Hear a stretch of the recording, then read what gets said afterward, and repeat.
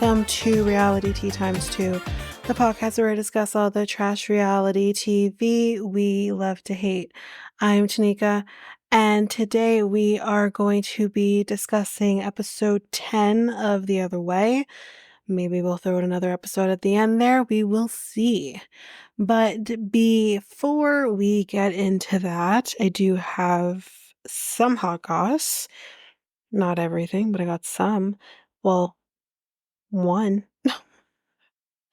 Um, Below Deck sailing yacht is coming very soon. Now I know I haven't been talking about Below Deck Med the last couple weeks here, but we'll see how that goes. Maybe I'll just do a quick little wrap up or something of the episode at the end, but of the episodes at the end, 'cause I'm sure the show's ending soon. But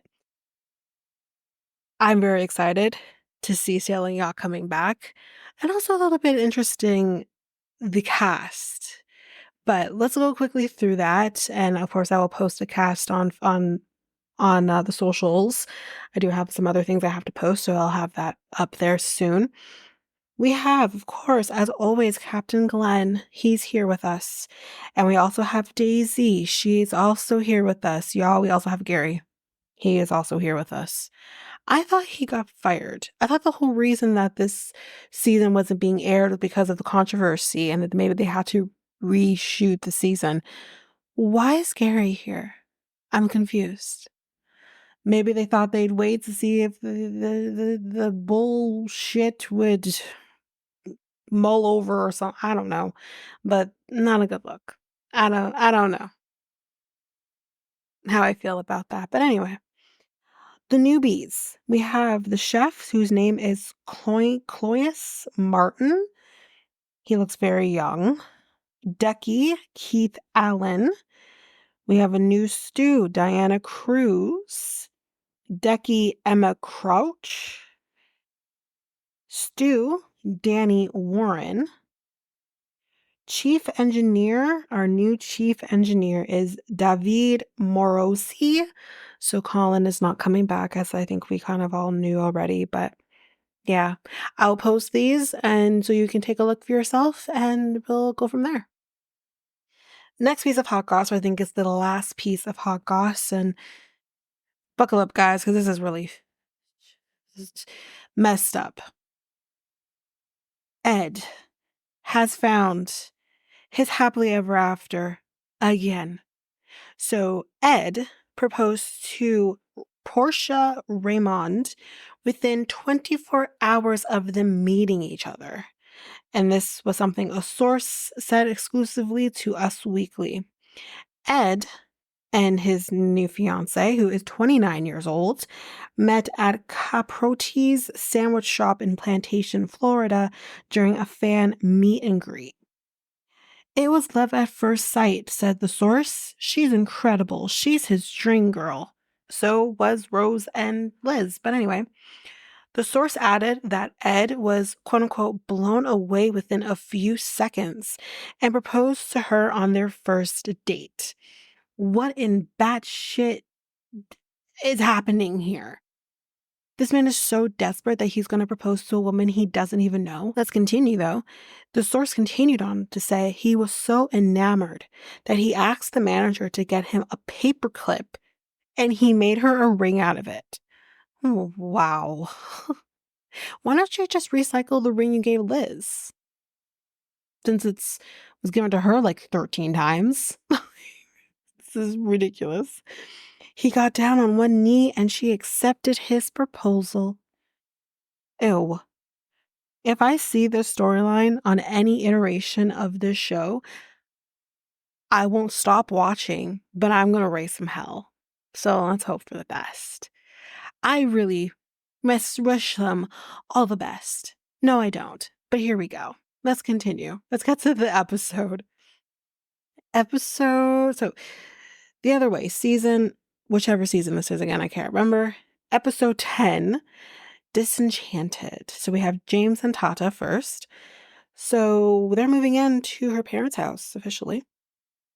They are going to clean the room up because it still looks like a prison cell. So he says, has he seen a prison cell? Because that's not it. But anyways, they got flooring down, wallpaper up. And they also have the bed in the room. They're yeah, all's good. Then we have gifts for the kids that he gives. He gives Legos to the kids, and they were very excited for the Legos. He has necklaces for her mom and her sister, and a moon rock for her dad.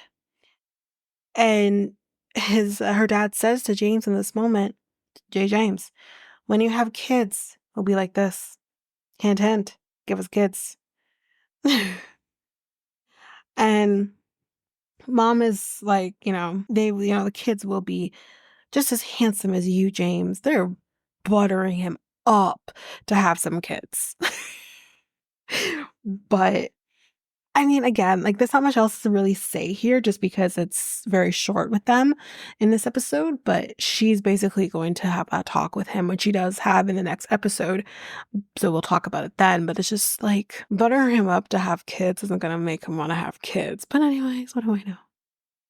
But yeah, that's it. There's nothing else for me to really say about that with James and Tatha. So let's move on to Statler and Dempsey. So they christen the van, y'all. It's released to some tension for them. It was christened multiple times. Statler has to clear that up. But now they're headed to this is when the car thing happens, the car boot sale. This is when it happens. I guess that was later on. But anyway. So they do get their first sale after a little bit, waiting with £7. Then this is when she has that conversation with her about what kind of Natalie kind of talked about. And I think it also opens up to her being able to talk about the money as well. And Dempsey says, but you said you wanted to support me, that you like love doing that. And you told me that I don't have to work. And we see that, well, Statler denies that, obviously. But she does say, which is interesting, because I think it kind of alludes that what Dempsey said is kind of correct. But here, I'm going to say something on it in a minute. Statler says that in an ideal world, yes, she would love to be able to pamper her partner, take care of them. Maybe it's a little bit of a kink for her, sure. But realistically speaking, she can't do that. She says she has a lot of debt. And here's what I'll say, Dempsey. Even if someone says to you, yes, I want to support you, you don't have to worry about it, you don't have to work if you don't want to, all that.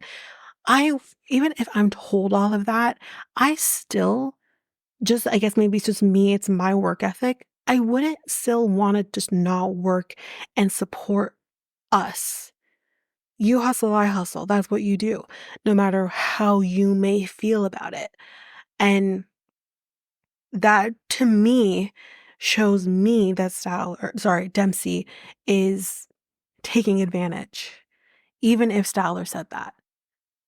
Like, you should be like, if you love this person enough and you want to have this life with somebody, you should be able to say to them, yes, listen, I understand you want to do all of those things for me and I appreciate that, but I shouldn't expect you to be able to do that. I should be contributing. So, there's two sides of that coin. And she's like, Dempsey says, I just put my trust into the universe that I'll always get work. What? I'm sure a lot of people put trust in the universe that they'll get work, but guess what? They don't. It's not as easy as putting your trust in the universe that you're going to get work. What? I need a little bit more than trusting the universe. So she's like, I don't know what I'm going to get, but I will do whatever that I want. But that's not enough for Statler because she needs a little bit more definitive of what is that. Give her something. Now, I know she lives a nomadic lifestyle and she was doing that before van life, but you need to kind of give someone something so that they can work with. A little more definitive than I'll figure it out. You know what I mean? And she's like, I just don't have many concerns. and this is where she says I still have money from the car. I guess I must have been incorrect of the where, or maybe I don't know what happened, but here we're gonna talk about it. This is where she finds out about the money. So I'm unsure, I'm not clear. But anyways, she says that they have the money, or she has the money from the car, the sale of the car, which we've talked about already, so I won't rehash it. And this is, she's like, what money? So we've talked about it already. I won't rehash it. So I must have been confused. Um, but yeah, she's like, I feel like I'm being played because she doesn't know about that. She's like, I had to take out a loan. I had to get an advance from work. And here you have money that you're storing away that I didn't know about. Like, I understand that feeling. And I also understand Dempsey kind of being like, hold on. But yeah, I don't know. But anyways, that's basically it for them. Let's go into the next one. Josh and Lily. So this pissed me off, guys. Josh is telling us that they got into a little bit of an argument. He said he tried telling her about these like white flashes that keep coming up. But when he tries to tell her, she kind of ignores it and she just says nothing. We go to her. I'm going to go off in a minute. We go to her and she's telling us that they're driving into the parking garage. There was this flashing light. He made her turn around so he could show her the flashing light. And he wasn't, like, she got upset, obviously. She was a little irritated. He took her irritation or her not hearing him as, you don't love me, which makes her feel like shit, obviously. And of course, the money was brought up because she's like, well, if I didn't love you, I wouldn't do X, this, and this, right? And obviously he takes that as, not great because he feels bad about the fact that he can't support her, that he can't work for 5 years or whatever it is. So we've heard that. And he says like he just doubts her love for him. So we see them talking and she says, my English isn't great. It didn't make any sense. Him saying flashing light didn't make sense to her. And she's like, you need to give me a chance to understand what you're saying. And she's like, I think she said, like, do you know you're wrong or whatever? And he's like, it's not about that. I'm not being hurt. That's what he feels. He feels like he's not being hurt. It's not about who's wrong or whatever. It's about him not being hurt. And he's like, you interrupt me, when you say, fake love, she says, and says, well, sometimes it feels that way, that you don't actually love me. And she says, you always tell me what to, or no, sorry, he says, you always tell me what to do. I can't work. I have no money. I try my best, but I don't think, or she says, we try our best. I don't think we're happy. And she's like, if we're not happy, should we even be together? Now, I did understand what he said here, and he's like, listen, just because we're having an argument doesn't mean we're breaking up. And we should be working on it, not talking about breaking up. And he's like, I just want to know that we will work on it together. Like, we can have problem solving skills here in these arguments. And she says, like, I just don't want to, she says, I want to feel loved, feel cared for, but I don't feel it. And he says, I will do better. But she says that she will not be in a loveless marriage, like, if he can't get there. Now, here's what I'm going to say. And now I'm going to rant because we've finished up the scene. This is my rant. My guy, the flashing lights, because you see them all over. It wasn't just in the parking garage. It was also on the road. They're clearly security cameras or some sort of CCTV. And what, pray tell, would you like her to do about the flashing lights? What is making her turn around to show her the flashing light going to do? It's not going to change that the light is flashing. It's clearly taking pictures of your license plates. What would you like her to do? Honestly. I literally, I'm watching this. I'm like, what do you want her to do? Like, what do you want her to do? The difference in China, I guess, versus in America is they just don't do flashing lights in America, but sir, they are capturing you. They may not necessarily be catching your license plate because I know that's evolving currently, but that is what's happening here. They're clearly taking pictures of the license plate or the person in the vehicle or whatever. That's what they're doing. It's about safety. That's why it's there. And I don't understand why he can't come to that conclusion without Lily telling him that, or him needing Lily to tell him that. Are you okay, my guy? Like, I don't get this argument. This is stupid because he should be able to have the common sense that this is what this is. And I just don't know what he thinks Lily can do. Do you want her to shut off the flashing lights? Maybe take that up with the government. I just don't understand. It was such a weird argument, such a weird disagreement. And for something that she has no control over and neither do you. So it's the stupidest fight. This was so dumb. And like, I'm not saying that she should resort back to, oh, we shouldn't be together then. That's extreme. But it's ridiculous. But that's that. Let's go on to the next. Sarper and Shekinah. So, not much here again. It's very brief. He's been texting her all day, whatever. He's been apologizing, sending videos. It's very reminiscent to last season. And she thinks, she suspects that the whole argument was because he didn't have a gift for her birthday, and his behavior was triggered due to her saying that she didn't like it. But it also, she says, it also triggered her because it made her think about a past relationship. And he doesn't want to hear about her past relationship because he's a dummy. And, but she says, regardless of all of that, he needs to know. So we're with him, and he says, I was out of line. I went over the top. And he's like, now I just feel sad. She took everything. She took everything. She took my boy. She took Adonis. Yeah, but it's her dog. But anyways, he's like, I just feel like a puppy. He's like, I just want to make her happy, which I believe he does want to make her happy. And all that, but he's like, I overreacted. Could have been more calm. I'm so regretful. He says, I've texted her, but she never replied. And he's like, she could leave. And I would deserve it because of in his words, my stupid fucking temper. Well, as long as you know.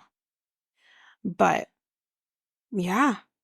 Again, that's it. There's not much else because it's pretty short. I think Corona and Ingi are in this episode, so I will think they're in this episode. I'm not sure if they're in this episode. I can't remember. But you know what? Because I'm going to be doing both episodes anyways, 10 and 11 in this episode, I'll just say it anyways. If they're in the last episode, we'll see if they're...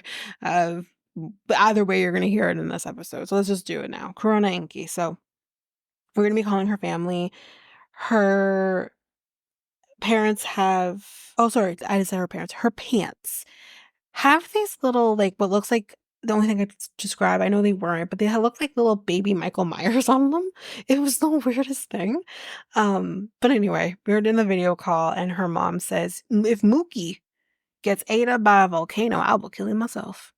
Mookie is Corona, by the way. And she says, I was called Mookie so much that I didn't even know that wasn't my real name. She found out when she was 4. And she's like, so when she says this, they laugh. She's like, did I tell a joke? No, ma'am. And they ask, have you seen her pop off yet? No, he hasn't seen her pop off yet. He said, well, if she does, run. And They ask him, like, is there a reason you haven't been in a relationship before? He says, no, not really, but I was probably just waiting for, the one, and here she is, And then we start talking about wedding. And they're like, yeah, where's the ring at? He's like, oh, it's getting hot in here. And they basically just want to see him solidify the relationship. Y'all, they've been together for less than a year. Slow your roll. Why does he need to solidify the relationship? Calm down. He will when the time's right. And the time's not right yet. Like, they've been living in vacation mode prior to this. She just moved. Like, calm down. But anyway, I think that's basically it for the most part with them. So I'm not, again, don't remember if Joanne and Sean were in this episode, but they will be in the next anyways, which we're going to discuss on this episode either way. But we're going to take a break here, and when I come back, we will jump into episode 11.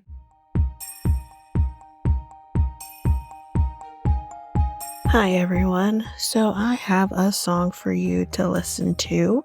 This song is by the artist Rosie B. Empress, and the song is called Intro Light of Day. This song I got from the Podsafe music directory on the World Podcast Network. So I'm going to play that song for you now. If you like the song, you can go down to the show notes where you can download the song, including the link to the Podsafe music directory, again on the World Podcast Network. So without further ado, I'm going to play that song for you now.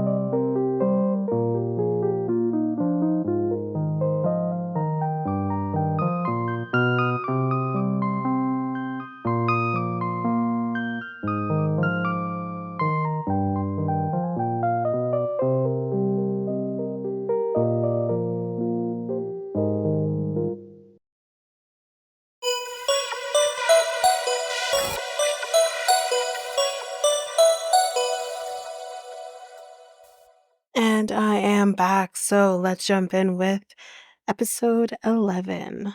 Eat, Play, Lie. So we have Statler and Dempsey. We are currently in Kent, England, and Statler apologizes for hurting Dempsey's feelings because the drive back, I think I must have gotten confused or something, but yes, the drive back, obviously was a little sucky. She explains that where she's coming from, but Dempsey feels disrespected, but she does also understand that, she's coming from a place of she's been burned many times. So she says, we're not going to be going to Dover because apparently we're supposed to be going to Dover. She said, we're not going to be going to Dover yet because I got a surprise. And Statler was like, well, can I guess? And she, or no, she says, guess what it is. And she's like, can I have a hint? And she's like, does it have eyes? And she's like, well, yes, they do. Well, what we're going to be doing is we're going beekeeping. And this is where I remembered, oh yeah, she likes insects. And bees are one of her favorites. And so she's very excited. She says, I feel, like she hears me. Like she loves me because she is doing something that I like to do. And we meet Luke, who's the beekeeper. And this was pretty interesting. This whole thing was interesting. He's kind of like, I always wondered why they spray the smoke, but he says the smoke is supposed to mimic a forest fire, which will basically make them docile, or not really docile, but calms them so that they will kind of stick more to the hive to make the honey because I guess, they go into survival mode in a sense, I guess. So we find out here, what I thought was really, really interesting, that a hive is 80% female. So the male, as we kind of know this already, I think both of us know this, the male's job really is to impregnate the bee, the queen bee. And what they end up doing, which I did not know this, insects, they got the right idea. Basically what they do is in the winter, they will kill the males because the males, like human males, eats the most and they need to preserve the honey. Fascinating. I did not know that. Absolutely fascinating. Like I said, the insect world has the right idea. So, but yeah, they do that. All's good. They had fun. They're going to park for now. And they're gonna go to bed. But there's not gonna be a whole lot of sleeping in this moment. So, but that's basically it with them, Statler and Dempsey. Let's move on to Shekinah and Sarper. So she is heading to meet up with Sarper, because they're gonna talk after everything that happened. And she's like, listen, I will walk away if he is not sincere. So they both get there at separate times. They sit at the table and they talk, and it's quiet at first, but he's like, how's Adonis? And she's like, fine. How's your place? It's fine. Like, do you have any, or I think he asked something else. And she's like, do you have anything else that you want to say? Or are you just going to have small talk? Because like, this isn't going to do it for me. And he's like, I can't sleep. I'm taking sleeping pills. I'm overthinking. And she's like, I don't care about that right now. We need to kind of deal with the situation at hand. And he's like, you don't feel sorry for me? And she's like, no. Like, no. And she's like, why should I feel sorry for you? She's like, you pulled my extension out. And she's like, you didn't ask how I was feeling. You're just more worried about you and how you feel, which is very true. And he, I think she said, I feel I could just leave. And he does say I overreacted. I do think he said that. And He's like, it was overwhelming. Or she says it was, someone says it's overwhelming. I don't remember who it was, because this was, and yeah, I think he said it's overwhelming. And she asks how. And he says, everything, you know, with my family, and not having like, the gift situation. He's like, I just want to make you happy. You know, tell me how to make you happy. And she's like, you're grown. You can figure that out. Like, I shouldn't have to spell that out for you. And she's like, I feel stupid. Why am I here? Because, like, it feels like nothing is changing. And he's like, you can't just throw away 2 years to the trash. And she says, actually, I can. And I will if I have to. And she's like, why should I stay? And he's like, because I love you. And I said, and she said, and Tina said, what does love got to do with it? My guy. And she takes the opportunity to say, listen, I need to tell you something about an ex of mine. And of course, he rolls his eyes immediately. She's like, no, no, no. You're not going to roll your eyes. You're going to hear what I have to say because this is important for you to hear. And she explains that she was in a relationship with a guy who was great in the beginning, but then comes in the abuse, the verbal. I don't recall. Does she say physical? I can't remember if she says physical or not. I don't want to say she did if she didn't, and I can't find that in my notes right now, but at least at the very least there was verbal. And you know, she says there was a lot of trauma. And he says here, he's like, I feel like shit. I regret how I acted, especially knowing this now. And he hates that she basically, from his actions, that equated to what happened in her past. And he hates that. He says, I needed to hear it. And he starts crying. And I think they said something about, you know, something about how, like, how you make me feel and whatever. Saying that he has unconditional love. Or no, she says unconditional love doesn't mean unconditional chances. They're two different things. And she kind of tells him, listen, we're going to therapy every week and individually for every week. And he agrees to that. At first, he does say, like, I'll do that, but will you come with me? She says, sometimes I will, but you need to do this for you as well, not just for me. But she does put a boundary in place by saying, I am not going to be coming back to the house until he proves that he can change. And I think that's actually really good of her. It shows she's being serious. And that this isn't, you know, made up for the show. Maybe it is still made up for the show. Who knows? But yeah, we'll see kind of where that takes us in the next episode. But that's it for this episode for Sarper and Shekinah. Oh, I forgot there is actually more, sorry, for Statler and Dempsey. So back over to Statler and Dempsey. I'm all over the place, guys. Bear with me. But yeah, back with them. They are now in Dover. They've made it to Dover. And basically, Dover is so that they can hop on a ferry that's going to take them over to France. And it's about 100 minutes.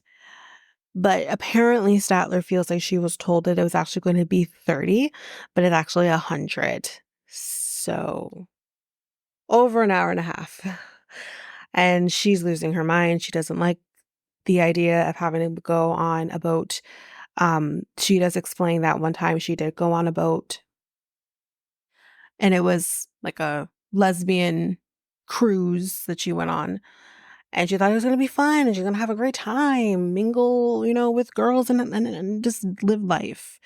Unfortunately, she spent most of the time pooping in a barrel. Yeah. So something like that will obviously be traumatizing and it's going to create anxiety. I say this to set the scene and to set my anger.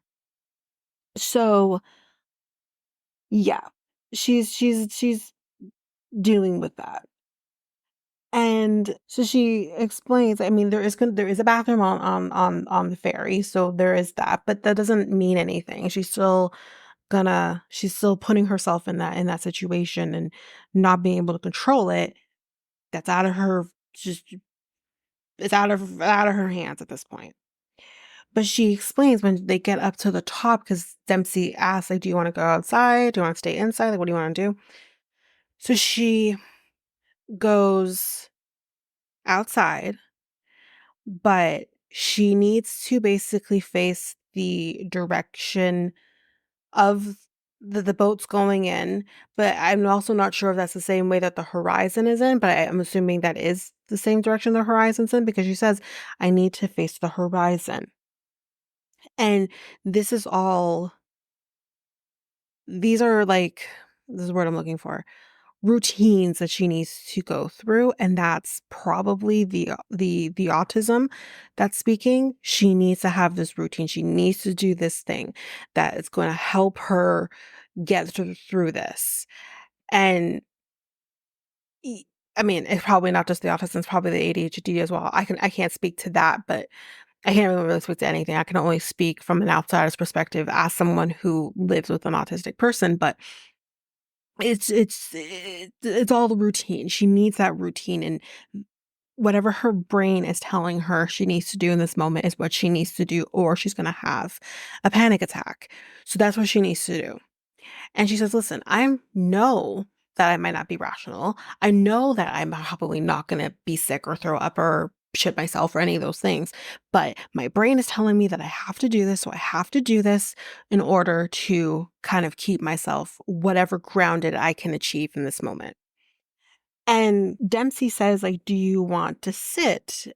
And now Statler does jump down her throat a little bit. And again, I know how that can feel from Dempsey's perspective as someone who doesn't really deal with panic so much, like panic attacks, but my mom does. So I know from Dempsey's perspective of what that feels like when someone potentially just jumps down your throat. And I understand that. But you have to have a little bit of sympathy, because that's exactly what Statler does in this moment. She just kind of jumps down her throat and says, just stop. Like, no, I don't want to say to stop, but she's being a little mean, a little, whatever, right? And Statler is just kind of, sorry, not Statler, Dempsey is kind of like, you don't need to be rude to me. Statler isn't trying to be rude to you.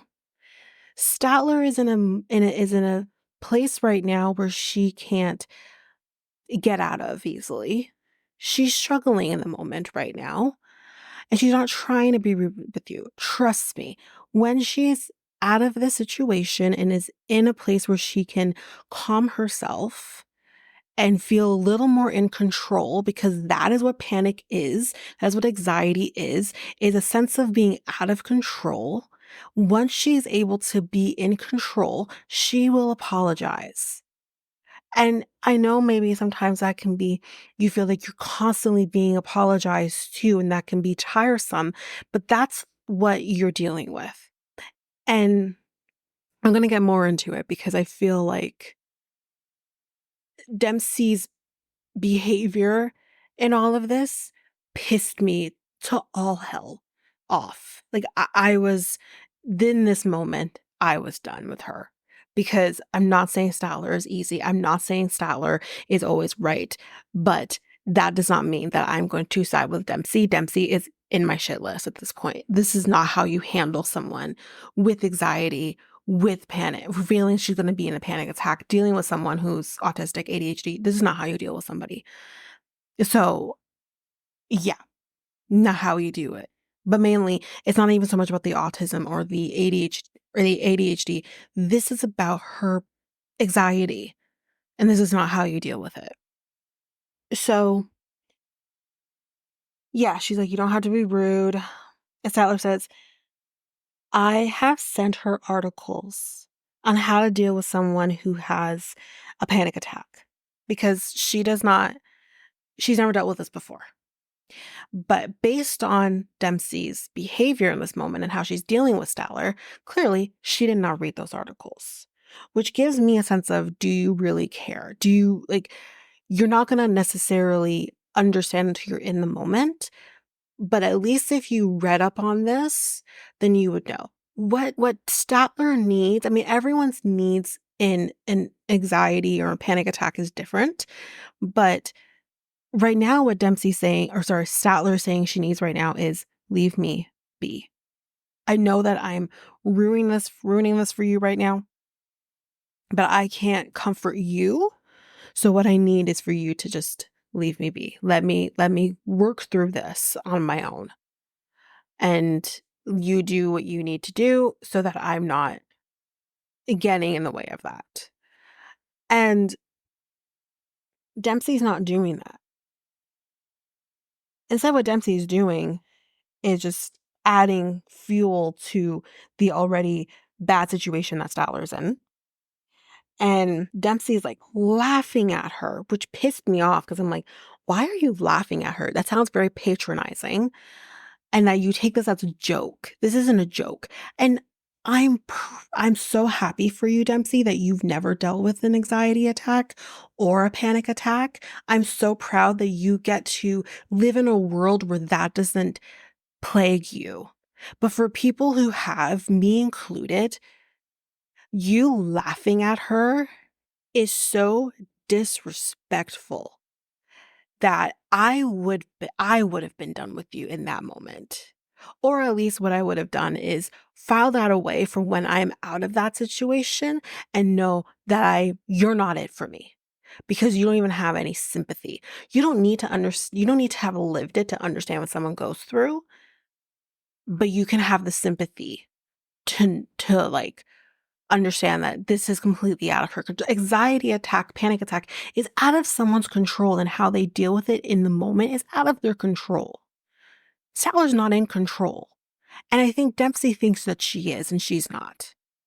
Which again just goes to show you're with someone who's dealing with this. You think you would care to learn on what it means to be someone who lives with ADHD, lives with autism, lives with anxiety, and deals with panic attacks. You think you'd want to learn, and you have no idea. And that's the part that pisses me off as well. So she's like, she's saying things like, I'm going to go elsewhere, because and I understand like you should know what to do. That's fine. But sometimes just sitting in silence is all the support that she needs in this moment. And she's yelling at her, saying like, you're being rude, like for no reason, whatever. And she's like, I'm sorry that I can't shut it off. And I'm sure Statler, more so than anybody, wishes that she could shut it off. I don't think there is anyone else in this situation who wishes she could shut it off more than Statler. But that's just not how it works. If she can't just shut it off. This is her brain telling her she's in danger and she's having a panic attack, or trying to at least suppress that from happening. She's at the minimum having an anxiety attack because her brain is telling her she's in danger. She can't control that. So, but all she does is she keeps laughing at her. Instead of just being supportive or whatever way she can be, she's like saying, or Dempsey saying, or she's like denying the fact that she thinks that Statler's having a panic attack. Maybe she's not having a full-blown panic attack. I've witnessed panic attacks. Maybe that's not exactly what she's dealing with in this moment, but she's at least having an anxiety attack, and that can still be debilitating. And like, for you to sit here and deny whether or not someone is dealing with something is ridiculous. And she's telling you that she is. Like, what else do you think she's dealing with? To a rational mind, what Statler is dealing with is not rational. So what else would you say that is? And, anyway. that at that point, she basically just walks away from her. Dempsey does. So, yeah. But that's it for them. Fine. That's it. I promise. Let's move on to James and Tatha. So she's giving him a coin massage, y'all, which is fucking disgusting. And I have no more that I want to say on the like watching it terrified my brain. But she says like this is supposed to be because he's not feeling well. She says like it's supposed to help with releasing all of that anyway. So after she's done doing that, he goes to sleep and yeah, bye. So while he's sleeping, she goes to the park with her sister, DJ, and her nephews. And she does explain here she was diagnosed with hyperthyroidism, which definitely checks out. Her sister tells her, you should, talk to a fertility doctor about, or talk to a doctor about your fertility with that in mind. And Tatha, drops the fact that the conversation she had with Adele about James not wanting to have kids. And DJ says, you need to talk to him about it, figure out where his head is at with that, but also just talk to him calmly. Like, don't freak out at him or anything like that. Like, you want to be able to get the answers that you need. So, yeah. Then in the next scene, we see them hunting for coins. And she tells him, so I talked to Adele before I left. And she mentioned this weird thing, about the fact that, like, you don't want to have any kids. And he's like, well, I don't understand why Adele would say anything to you. Sir, you don't understand why her friend told her about your conversation about something that has nothing to do with Adele and that you should be having with your wife. You don't understand that. Okay. My guy. And I feel like that, like you don't want to have kids with her, yet you're going to be like, oh, I just don't understand why Adele would say, because she communicates something you two don't do with each other or others. Anyway, so they basically just have like the conversation about whether or not he wants to have kids, but he apologizes to her, and he kind of says like, the world sucks right now, and I just don't know if I want to bring kids into the world that sucks at the moment. And she tells him, listen, like in Indonesia, having kids makes your relationship stronger. And she's basically trying to say, if having a kid, that might make a relationship stronger, said no one ever. Now, maybe that is the case in Indonesia. I'm not trying to knock that. I don't know. That's not my culture. But if you feel like that's the case, then something is off in your marriage. If you're going to sit here and cry about the fact that you don't want to have kids and make us stronger, like something's off. But anyways, she says that. And he says, like, if I don't want kids though, like, will you stay with me? No, sir. I wouldn't. But she doesn't say that. She says, we talked about having kids, which is true. If you had this conversation prior to marriage and you both were said anyway, so you both were on the same page with having kids, that is a deal breaker for most people. And that would be, I don't know if that's a deal breaker for her, but for most it would be. And he wishes that he could give a more straightforward answer to her. But he said, I think we just need to focus on getting acclimated here in Indonesia before we talk about having kids, which I think is a fair thing to say, but that is not what you said before. You basically said point blank period, the reason I don't want to have kids is because the world sucks when it came to Asian people after COVID. That is not you saying, oh, let's rethink this because we just moved and we need to figure out money and stuff like that. That is an understandable thing to say, but that's not what you said. You're just saying that now to appease her. Like, I don't know. She says she feels better, but she still kind of wants to know, like, when is that going to happen?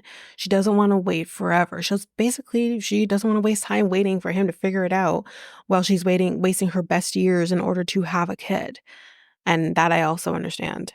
So I don't know. These two need to know how to talk to each other. It's ridiculous. Anyways, that's it for them. Let's move on to Sean and Joanne's the last couple for this episode. So I keep writing, he's really hot. They slept in separate rooms due to the fact that Bella doesn't even know that they're together. So we basically just see them cooking breakfast, and after breakfast, he's taking the boys to go do some manly bonding. And I wrote, Ireland is just a gorgeous place. And then we just kind of see them doing the bonding. They're playing soccer. And Sean, I think he said he's having fun. Did I write that right? Anyways, but Joey and Sean talk. And while Jesse is still just going out there and kicking the ball. And he's like, it's crazy. Or Joey says, it's crazy that it took like 3 years to meet you. And, you know, it's great. I'm happy to be here. And he says, you know, my mom deserves the best. And he's like, or Sean says, I do want to be a part of you and Jesse's life. But the convo was good anyways. It does seem like he likes him for the most part. But Sean kind of ends it out just kind of saying, like, it's tough having this conversation because I'm lying to him. Like, I'm leaving crucial things out. So it's going to be tough when that comes out that I've been lying. Well, you both have. That's not just on you. You both have been lying to both of your children. So, respectively. But anyway, that's basically that for Sean and Joanne. That's it for this episode. And that's it for our episode. So we've gotten 2 down and we have the most recent episode to go. So you're going to get that. Basically what I think I'm planning to do here is to kind of release more than one episode on the same day. So that's kind of what I'm thinking of doing. I didn't mention that in the Sister Wife episode, which you probably would have gotten first or maybe second. I don't know yet how I'm doing it. But that's coming. So you probably will be getting more than one episode in the one so we can really do the catch up. But yeah, that's basically that. And thank you for the patience. We're getting there. We're going to plow through B90 so that we will be on time. And then Golden Bachelorette will be next, which I'm really excited to talk about. But yeah, that's basically it for this episode. So if you like what you heard, please rate, review the podcast on either Apple Podcasts or Spotify. Also, don't forget that you can also share us with everyone in your life if you really love this. And I do want to read those reviews. I'm definitely getting 5-star ratings, but I want to read those reviews. So send me those reviews and I'll read those 4 and 5-star reviews on the podcast. Also, we're on every one of your favorite podcast apps. Every one of them, including you can find us on YouTube at Reality Tea Times 2. If you want to connect with us, you can do so by going to either Facebook or Instagram at Reality Tea Times 2. You can also find us on Twitter, TikTok, Reddit at Reality Tea Times 2 Pod. We also have our email, which is at realityteatimes2 at hotmail.com. Definitely want to hear from you guys. And we also have our new website where you can listen to all of these episodes. You can review the podcast on there as well. You can connect with me in any way, all the stuff. It's all there. And you can find me there at www.realityteatimes2, all spelled out, .podpage.io. It's there. And don't forget, I also have my other podcast with my friend Mikkel, Next Take Podcast, where we talk about all kinds of different topics. But you can find us on any of your favorite podcast apps over there as well. Or you can also go to YouTube and you go to Next Take Podcast, as well as our website, which is solo.to/Next Take Podcast. So yeah, there's that, and that's basically that. And again, don't forget, if all of this information is overwhelming, we do have all of the links, everything in our show notes. But that is it for now, guys. Thanks. Bye.